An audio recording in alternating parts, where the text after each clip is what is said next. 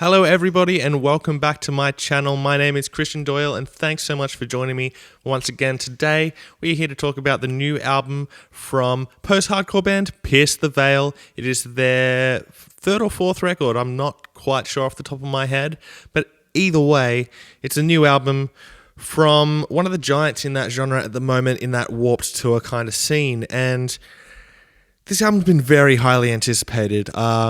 Pierce the Veil's last album, Collide with the Sky, was a huge success for them, catapulted them to worldwide success. They were doing tours in places they'd never toured before and all this kind of stuff. And so when they announced that they were going to be taking a bit of a longer period of time to write this next album, I completely understood that and I expected something great. This album took 4 years to write and record. And the way that they went about this writing process, I didn't love, because every year they'd be on the cover of a new magazine saying new album next year, all this kind of stuff. And after 2 years of that, when they announced it last year on another cover of a like AP and stuff like that, I thought, well, it's not actually going to come out this year. And here we are. So this album took 4 years to write and record. And the first thing I'm going to say about this album is, how did this take 4 years? And you'd think with 4 years, they'd have brought out an album full of huge choruses with great songwriting and all this kind of stuff. And unfortunately, this album doesn't really do that. Having said that, it's not a bad album. I feel that it's just average, which sucks, because I feel like their last album was really, really good and had some great songwriting and some great experimentation. And in this album, they do experiment with some more experimentation, but instead of it melding well with their sound and creating songs that are huge and built for big crowds and all this kind of stuff, it just kind of makes the songs sound messy. And messy is going to be the main word when describing this album, because the songwriting is really messy, and instrumentally it's pretty decent. There's not much of that experimentation from the last album on this.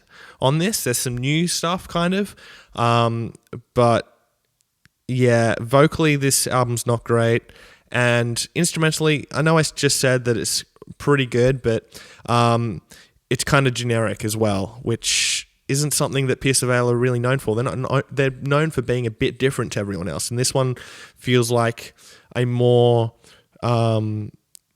generic and attempt to get big, which is really disappointing. And the album doesn't start off that way, however. It starts off pretty strong. The first song is all right, but then we get into Texas Is Forever and The Divine Zero, which are really, they feel stripped back and raw and in your face and powerful, which is really cool. And I really hoped, with them being the first two singles, that would be the direction this album would go in.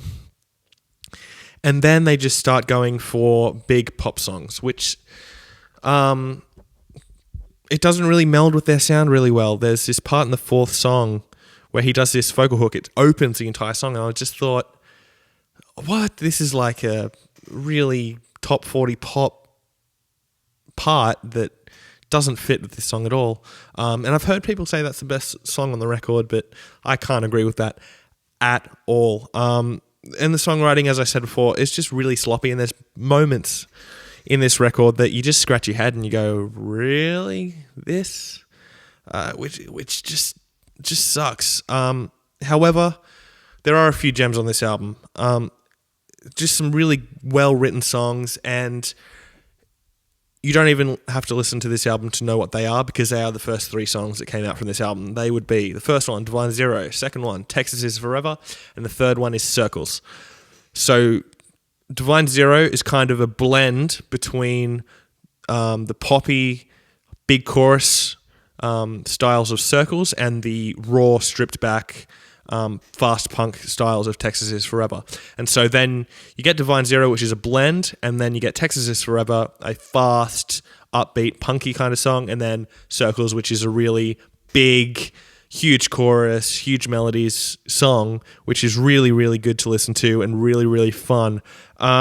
Just unfortunately, this album just feels outdated. If they'd released this maybe 2 years ago, then it probably would have fit in with what was going on around then. But with the amount of quality albums coming out this year and bands that are just doing really unique stuff and bands that are just writing really good songs, it's just not going to stand out because it's just so generic and so trying to appeal to a mass market that whenever bands try and do that, they always fall flat. And you'd think bands would start learning that they got big for a reason. You do this thing that everybody seems to like. And if you keep doing that, you're going to get more people to come in because word of mouth and all that kind of stuff. And on this album, they've gone to try and get the pop market, and I feel like it's made for a sloppy, messy album, which is really unfortunate.